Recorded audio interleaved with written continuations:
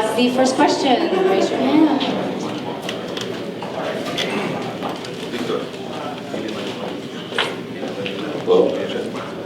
First question for Mr. Usman in the middle. Last we heard you were probably going to fight Colby Covington in November. Now it's December. I'm just curious what happened, why the sudden switch?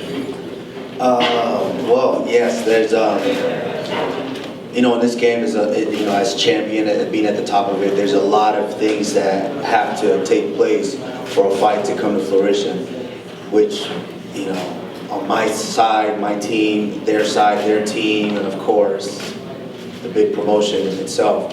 And so I know my team, you know, we always do the best jobs to try to make the fights happen. And since day one, since I got into this promotion, I've only said no to one fight. And that was Sergio Moraes, which I later on took on that fight. And we saw what happened. So I say yes to everyone. I said yes to these fights as well. But, you know, I can't speak for the other two sides, the promotion itself and you know, my opponent's side. But, you know what? That was water under the bridge. The fight is now set, December 14th. I'm going to do my best to separate that young man from consciousness. Well, that was going to be my next question. Is it a matter of you want to finish this emphatically because of who he is and what he said, or is it just you want to win and it's the W is what you want? No, I mean, each and every one of my fights is I'm going to dominate. That's a given, if you guys have seen that. I mean, I think almost every fight I have a 10-8 round, if you go back and look at that. And I'm going to dominate these guys from start to finish because I am the best welterweight in the world. But this one's a little special.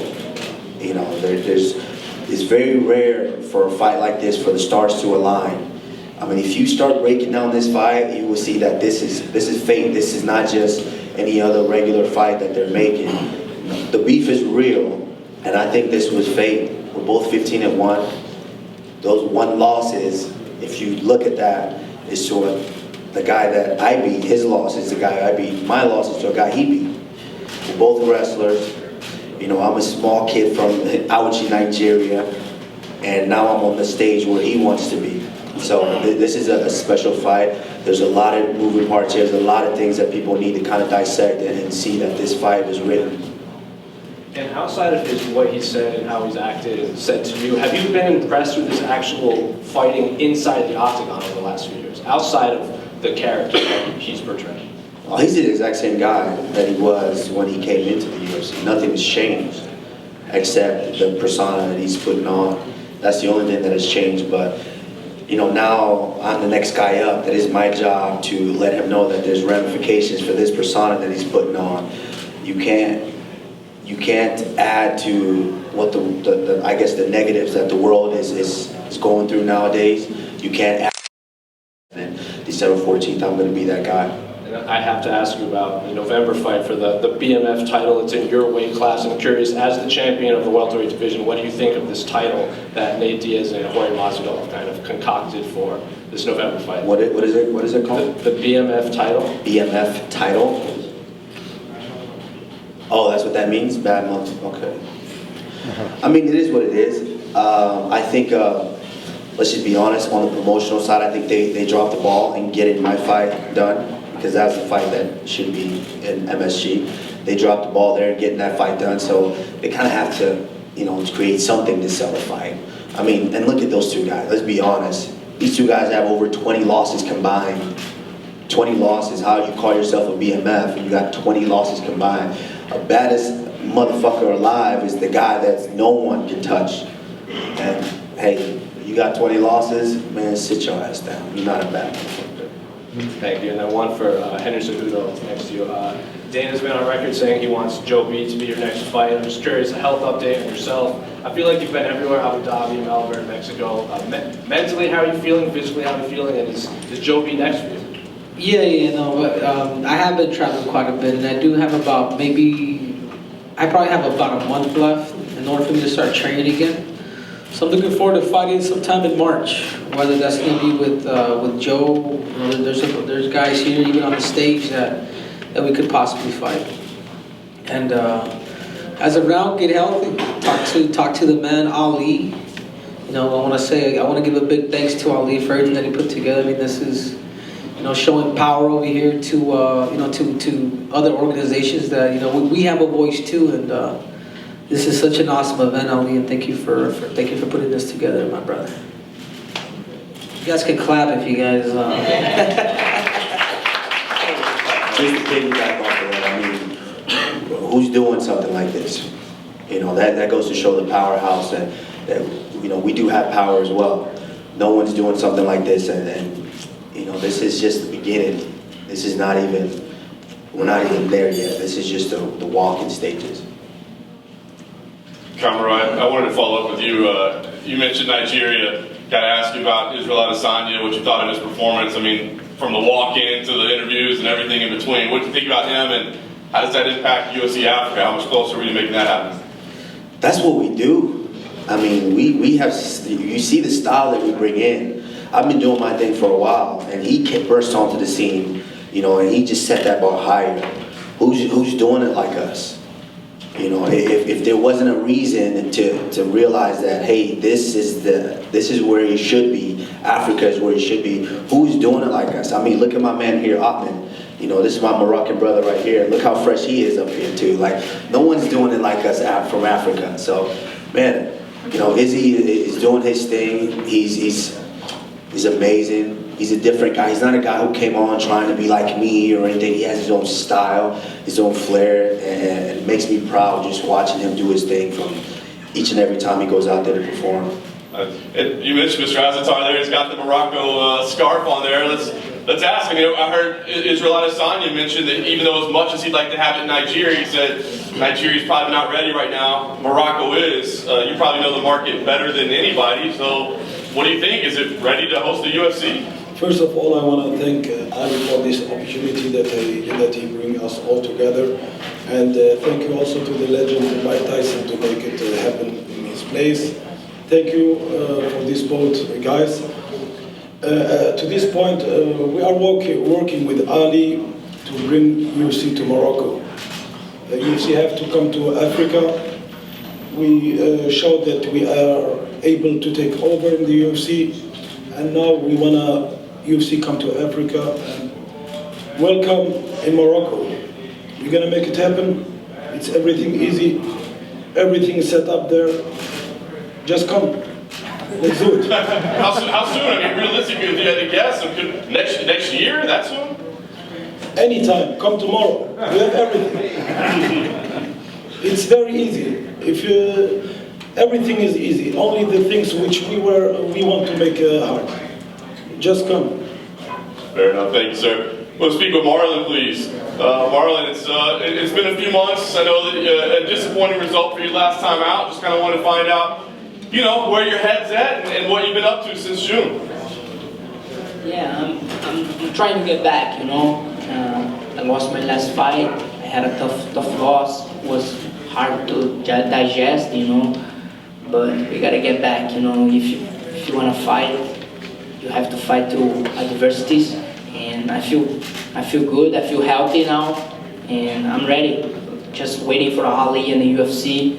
And we already asked for a fight. You know, the fight I want is fight Jose Aldo, and we're trying to make it happen. And let's see. If he wants, my side's yes, and we're gonna bring the show, and it's gonna be a great fight.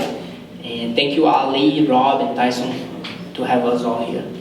I know that, you know, probably after a loss like that, you're trying to move forward, and then you get stuck in a room with the guy that beat you. Is it awkward being around him, or difficult? I mean, he makes everybody cringe. Does he make you cringe? Yeah, definitely. But my friend, you know, I'm a fighter. I lost in the fight, and I don't want to embarrass myself. And I had the chance, you know. I didn't do it there. Why I'm gonna will to do now, you know?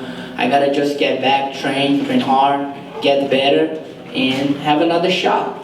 I don't know if it's gonna be against him. I don't know if he will still be there, but I'm gonna get there again. Thanks, Marlon. Quickly, I just want to speak with Fabricio. It's been a while since we've had a chance to speak to you. Listen, I know about a year and a half into this layoff now. And give me an idea. What's the feeling like? I know there was some frustration and you were upset quite a bit. What's it like now? Yeah, for sure, I'm very sad, you know, about this. You know, I know I'm innocent, but the first one I want to say thanks to Ali. I think everybody here happy with him. You know, he make a very good job. Thank you, Ali, for the many years. Example, I don't have a contract with Ali more. I represent him for sure, he represents me, but I don't have a contract, just like a man contract, you know. Just look in the eyes and that's it, you know. And I just, I did a lot of things, you know. I have a lot of work. Tomorrow I go to China, you know. And I have a lot of work, appearances, seminars. I stay with my family. I come back soon for sure. I want to come back very soon because, you know, I'm 42 years old. And I'm young. My mind is very young. This is the point, you know. This is a secret. You know, I come back and I surprise you again. I shock the world again for sure. Thank you, appreciate it, guys. Fabrizio, how much have you been training during this time off? I mean, have you been on the mats a lot, or is it like kind of too frustrating or painful to train? Yeah, I train, but not every day like before, you know. Before I train every day, but it's so hard when you have nothing to, you know, have a fight. So I have a fight coming up, like just grappling, you know. I fight grappling December 7th, just for fun, you know. For fun is good money to 100,000. Just for grappling is good, you know. Yes. And I love it. This is my life, man. I love grappling, jiu-jitsu, MMA. But I come back soon. I just have a meeting with Usada last week, and I come back soon for sure, man. You know. But the point is good point.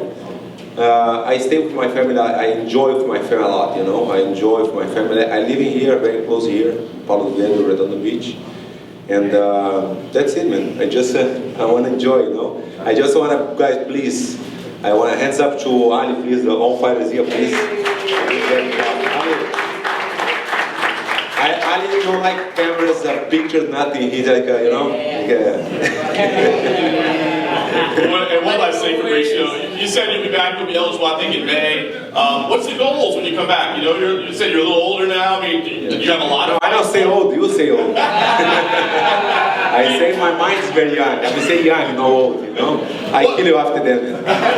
What's the goal? Do you feel like you can fight a lot, or is it just a couple of fights? I think, man, I just want to come back on the four fights, maybe 5, I don't know. You know, just want to come back. I want to say stop when I stop myself. You know, not somebody say you stop the fight. That's it. I want to stop when I say okay, I don't do this. You know, I did very thing. I'm jiu-jitsu champion, grappling champion. I triple C too. Yes.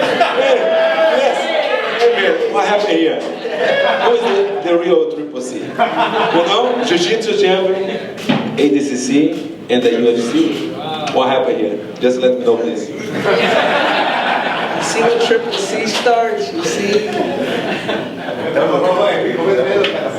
Hey,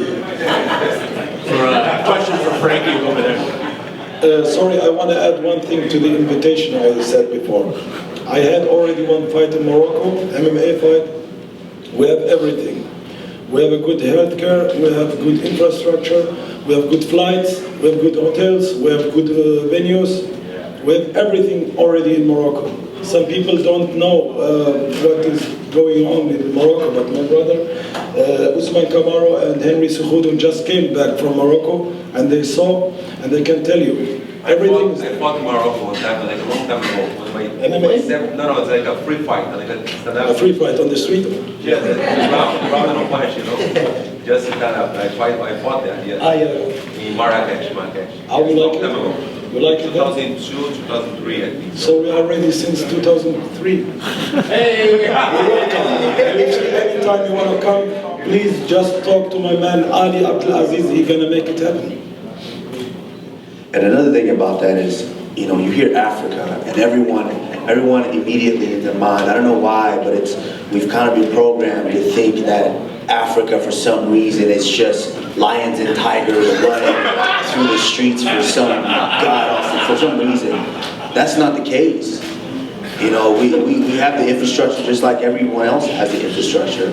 Yes, there might be you know, as far as certain places has a middle class and to where the wealth is more spread around. It might not be that case necessarily in Africa, but we've got money in Africa. You think of all the resources that we utilize all through the world. Where do they come from? Yo, we got money. We got the infrastructure. We've got things going on. Like, if you guys ever follow me, or some of you do follow me, you saw my posted while I was in Morocco. Amazing, beautiful place. you know. And so, you know, it's about time for us to kind of break down that barriers and break down that stigma that, oh, Africa is just, you know, gorillas in your backyard and things like that. Come on, man. Question over there for Frankie. Just curious, checking in, how is bantamweight still the plan for you, and how's that going? Yeah, it's still a plan for me. Just trying to get a fight booked, and then we'll get going with the weight and all that. Okay, so you haven't started trimming it down yet, or? I mean, I'm pretty light. I'm probably about as light as every other bantamweight up here, so I guess I'm on par with everybody else already. You're surrounded by basically the top 5 of the division. I mean, you got Marlon, Cody, Henry. When you look at them, is it almost strange to just be in this dynamic with them, knowing that you're basically coming to their land? Nah, not at all. You know, I'm doing this for quite a while. I've been around a lot of people that I could potentially fight, you know, so this is a dominance thing, and come talk to you guys. I just want to tell a quick story about Ali. All right, that's a quick story. Now, I was in between management back in 2011. Ali was helping Henzo at the time, not really managing anybody. I think Henzo maybe had one fight in UFC. And I was in between management. I was thinking maybe I'll just manage myself and get a guy to help me do sponsors. Call Henzo, say, hey, what do you think about Ali? He's like, yeah, motherfucker, Ali's the guy. All right, so I call Ali, I say, hey man, how you help me with sponsors? He's like, brother, I'm coming down, I'm taking the train, I'm coming down to your house, yes. So he comes down, I think my father picked him up from the train station, and he's all suited up, probably not as nice as the suit, but suited up nonetheless. And at that, he's now, keep in mind, he's coming there to do my sponsors, but by the end of the night, he ended up managing me, and we came a long way, right? I said we came a long way. So give it up to Ali, man. He's a special dude. He saw my career, helped everybody's career up here, changing the game. Come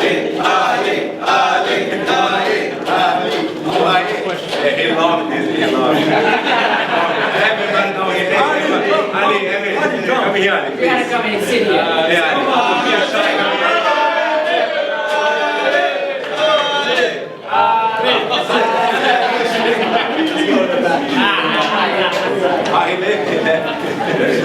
One last one for Frankie right there.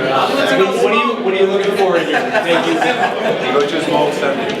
What kind of opponent are you looking for your debut at 35? Are you just going to take anybody, or you want someone really high up there? Yeah, I'm gonna let Ali figure it out. Obviously, I'm probably gonna fight someone ranked high. You know, I think what I've done in my career, I deserve that. And yeah, I'm ready to, you know, kind of have a new chapter in my career. You know, 55, I think I had 12 or 13 fights. 45, I had 12 or 13, and here we go. Maybe we get 12 or 13 and 35.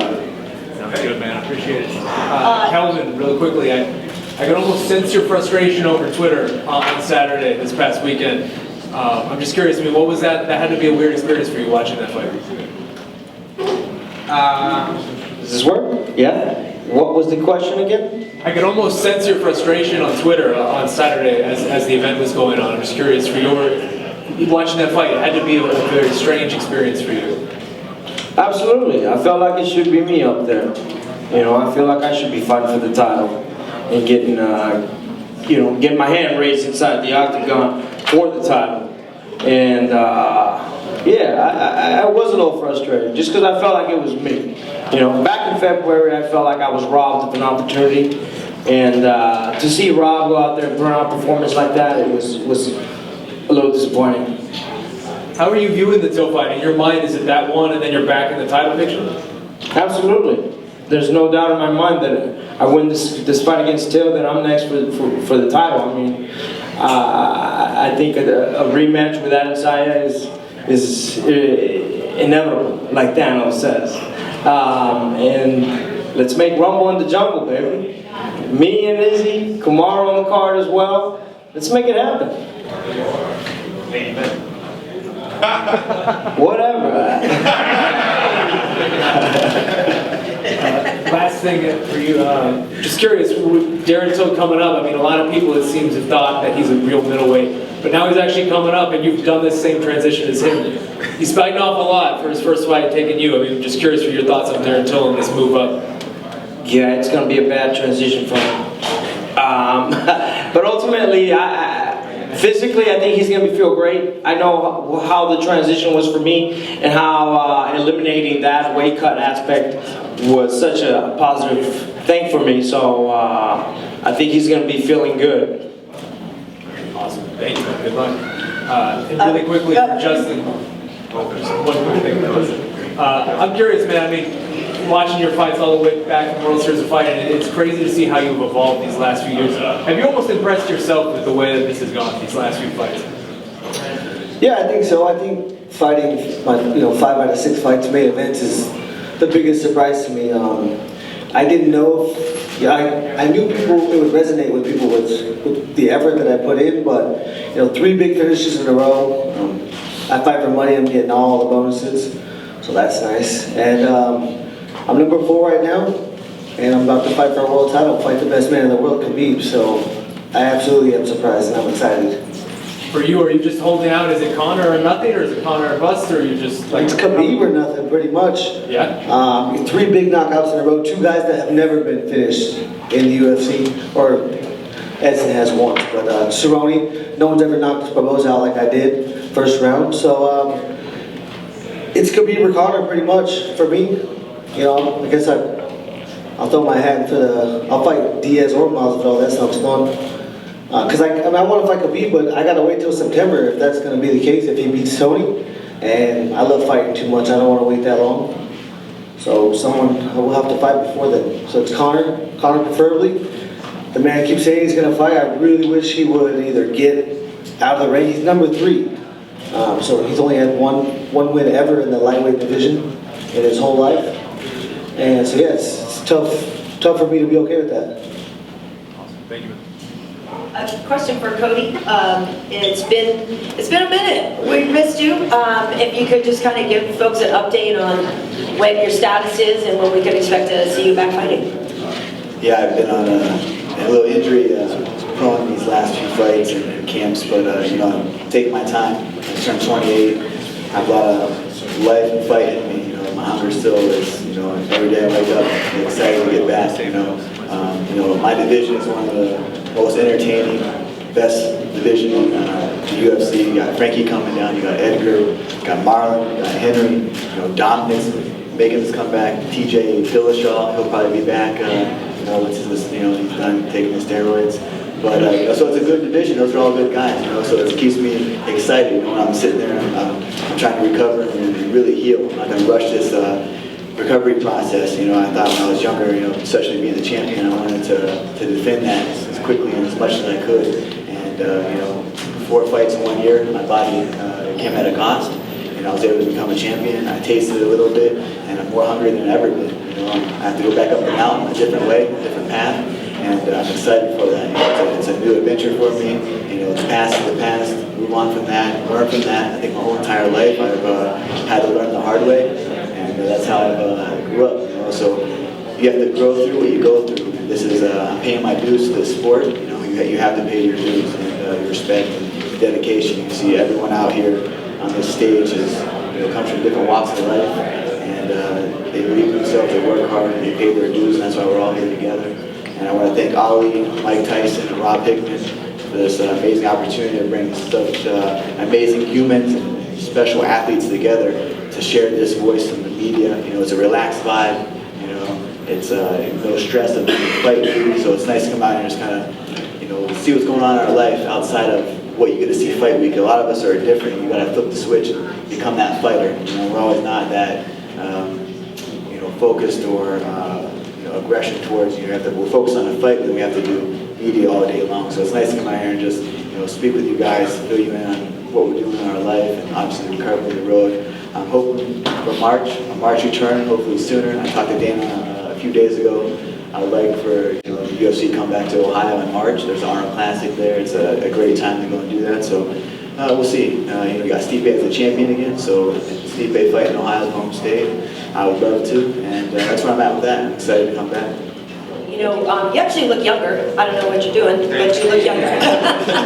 But yeah, someone kind of touched on this, but yeah, in terms of motivation, right? Because you're still calling the fights for the UFC, right? So you still are working around it. But how are you processing the frustration of being on the sidelines for this long?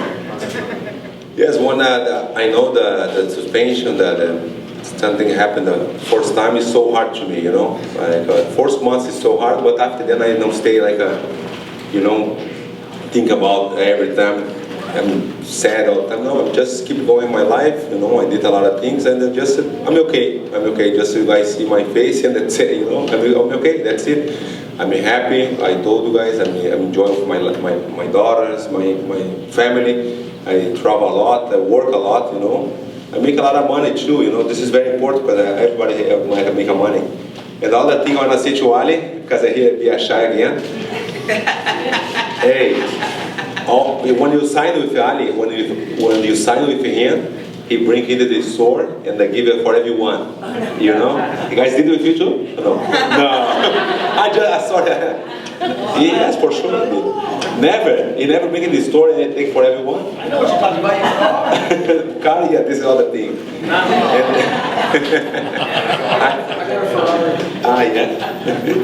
And that's it.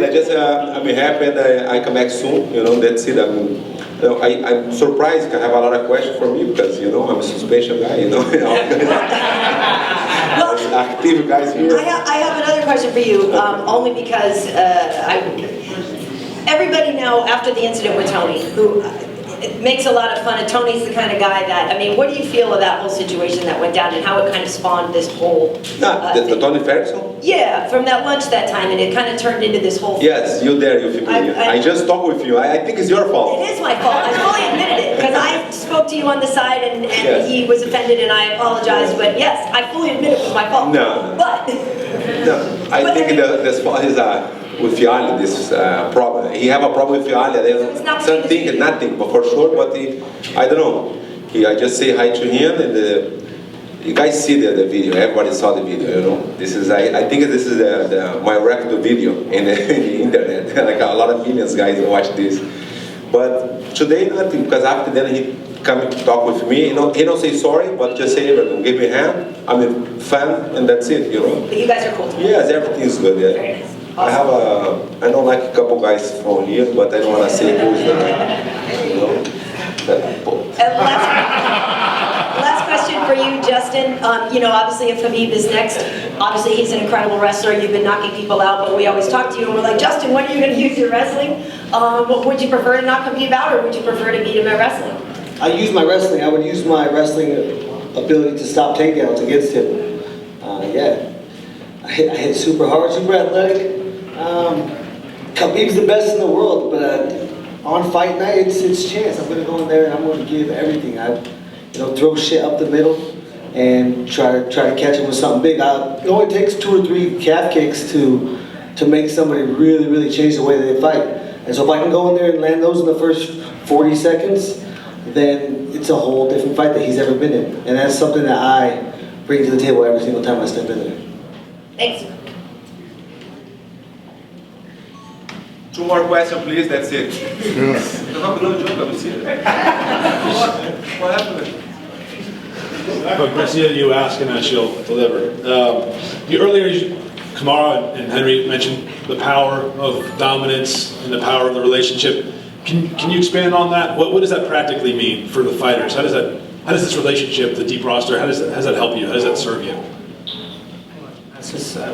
Maybe I'll speak because the thing is a lot of people tend to ask about Ali, and a lot of people have a misinterpretation. They misjudge somebody. Ali is so passionate with his guys that when you offend him, when you offend us, you almost offend him. So it almost becomes like a fight. Like what we have here is it's a brotherhood. And even though me and Marlon have fought, or maybe in the future me and Frankie will fight, or even Cody, it's we all go back and respect this man. Because that's what he does, man. Like it's a huge ace. I think he has over 160 fighters that you represent on. And all of them get paid the most. But it's he's building something good, and I think even the start of what's going on here, it's you guys are getting a gist of the fighters and their personalities. Because some of you guys have probably you guys broke bread with us in the back. We talked and whatnot, and I think that's what we need, and that's why we're here. Part of it it's to be a voice too. We can put on events, and I think so far so good. So thank you, Ali. Hey. Yeah, just to expand on what he said, I mean, it's, you know, some of you guys, if you're on the internet, obviously you've seen, you know, how passionate Ali is, especially when it's me and him somewhere. I don't know why people kind of tag us together, but but that's how passionate he is. If you say something about me, you offend him. You say something about him, you offend me. And we've seen that, hey, when his brother's in there, and all of us here, even though some of us, brothers fight all the time, even though some of us might have to fight each other, at some point there's a common ground that you know, we all have that common respect for each and every one of us. Yes, I want to give the opportunity to all fighters to say something about Ali or just myself, okay?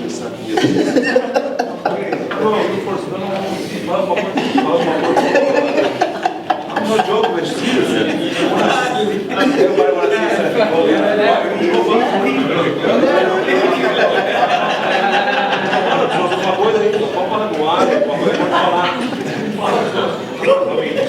Okay, well then. Okay, I'll say something about Ali. You know, Ali is like it's like an older brother for me. You know, maybe from everybody over here, I know Ali since the beginning, since he wasn't even a manager. Then he started managing Frankie. You know, and that's when everything started. So Ali is like an older brother for me. He's a great guy, and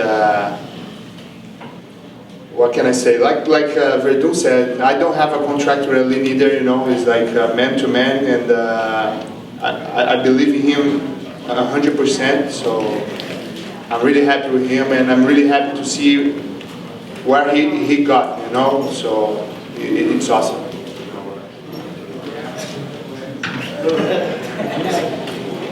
Yeah, I know Ali for a while, and you know, Ali's a good person. You know, a lot of people talk a lot of trash about him, but he definitely has our back. You know, and the one reason I wanted to sign with Ali is whenever he dropped Malky when we punched him in his mouth. And I saw Forrest Griffin run over there and pick him up, and Ali said, "I told you when I see you again, I was gonna punch you in the mouth." He did what he said he was gonna do, so I was like, "That's some gangster right there." You know, I need a manager like that, and Ali's the one. You know, so if anybody's gonna have a manager that'll stand up for him and have his back through thick and thin, is Ali. So thank you, Ali, for doing what you do, man, for all of us.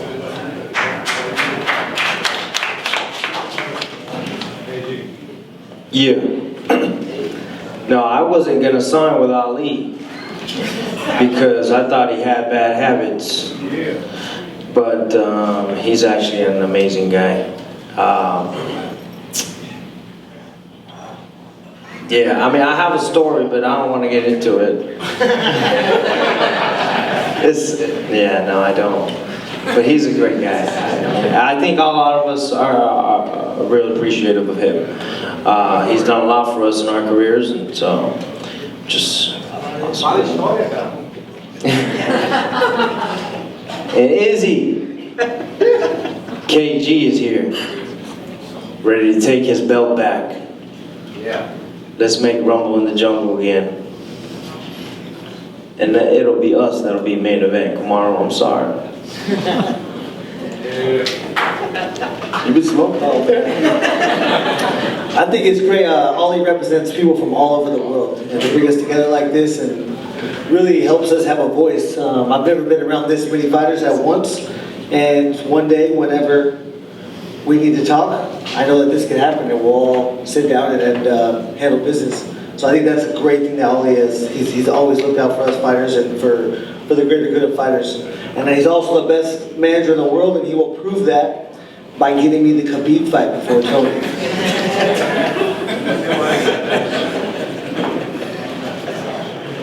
I've been with Ali probably 7 years, and we respect each other, you know. He always done what he say, and I did too. And we get far together, and I respect him, and I see how he works with every one of his fighters, you know. He equally does the same he did for me, he did for Woody, for all his guys, you know. and I'll stand for him, you know, whatever. Ali knows if something happened, I'm gonna be there, and I know if something happened, Ali will always be there. So I think everyone here is grateful and blessed to have this guy. He really takes care of everyone up here. Yeah, I kind of gave my story already, but Ali's great. The proof is in the pudding, man. He's got the best clients. You know, everybody stands by him. Everybody talks highly of him. You know, all the hate you hear out there is kind of BS, and these are the opinions that matter, the people that he works with on a day-to-day basis, and what you hear from us is only good things. So, thank you to Ali. Thank you guys. Definitely fears.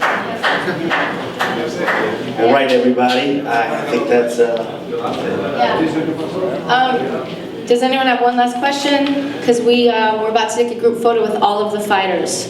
So if there's any last questions, we're wrapping it up. Ali, check it Ali. Picture. Ali, picture. Come on, we're doing group photo. Let's go. I